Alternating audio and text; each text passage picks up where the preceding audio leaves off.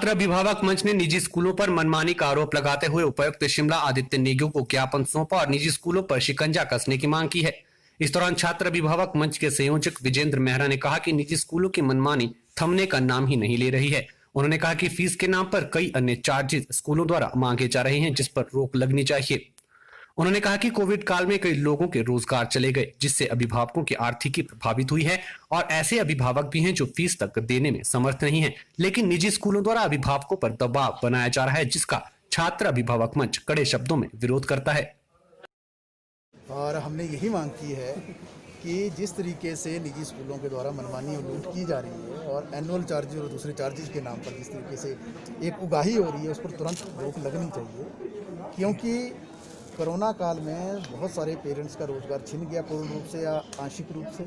Parents के पास आर्थिक स्थिति है नहीं इन सारे चार्जेस को देने की। ऐसे समय में जो संवेदनशीलता नज़र आनी चाहिए थी शिक्षा विभाग और सरकार की ओर से, वो नज़र नहीं आई।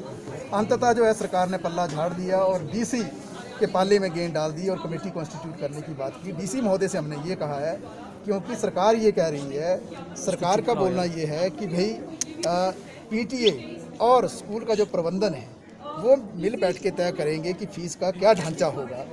तो पीटीए का संरचना कहाँ पर हुई जब पूरा साल भर स्कूल लगे नहीं, एक भी दिन स्कूल लगा नहीं, कोई जनरल हाउस हुआ नहीं, जनरल हाउस की बैठक हुई नहीं, पीटीए कॉन्स्टिट्यूट हुई नहीं, तो कौन सी पीटीए से बैठक करने की बात कर रहे हैं? तो ये डम्मी पीटीए हैं, स्कूल को फ़ायदा देंगी इस तरीके की पीटीए।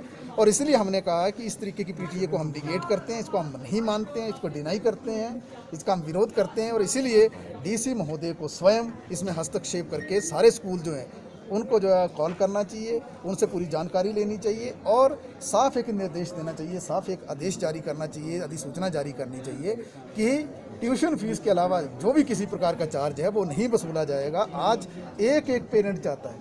आज बात यह है कि पूरे प्रदेश के अंदर 16 लाख पेरेंट्स और बच्चे हैं, इनके साथ जो है कोई संवेदना नज़र नहीं आ रही है। तो हमने उपायुक्त महोदय से यही इंटरवीन करने की बात कही है। और ख़ासतौर पर शिमला शहर के अंदर जिस तरीके से Dayanand public school, DAV school, दूसरे जो अन्य यहाँ पर अनेकों और स्कूल हैं, जिस तरीके से वो उगाही कर रहे हैं, मोबाइल मैसेज भेज रहे हैं, हाई कोर्ट के आदेशों तक का भी कई स्कूल जिक्र करते हैं, जो झूठी बात करते हैं, अवमानना करते हैं। हाई कोर्ट ने कभी नहीं कहा कि चार्जेस वसूले जाने चाहिए। हाई कोर्ट में तो केवल ये कहा ट्यूशन फीस वसूली जानी चाहिए। 2016 में भी यही बात की थी। तो ये सारा जो एक मानसिक दबाव बनाया जा रहा है, इसके खिलाफ जो है ये लड़ाई चल रही है। और आज हमारा मकसद ये था कि क्योंकि कालाधिसूचना जारी हो गई है सरकार की ओर से ऐसी कमेटियों के कॉन्स्टिट्यूट करने के लिए, तो आज से जो डीसी की अध्यक्षता में कमेटियां काम करना शुरू करेंगी। शिमला के अंदर शिमला के डीसी की अध्यक्षता में, दूसरी जगह दूसरे डीसी की अध्यक्षता में।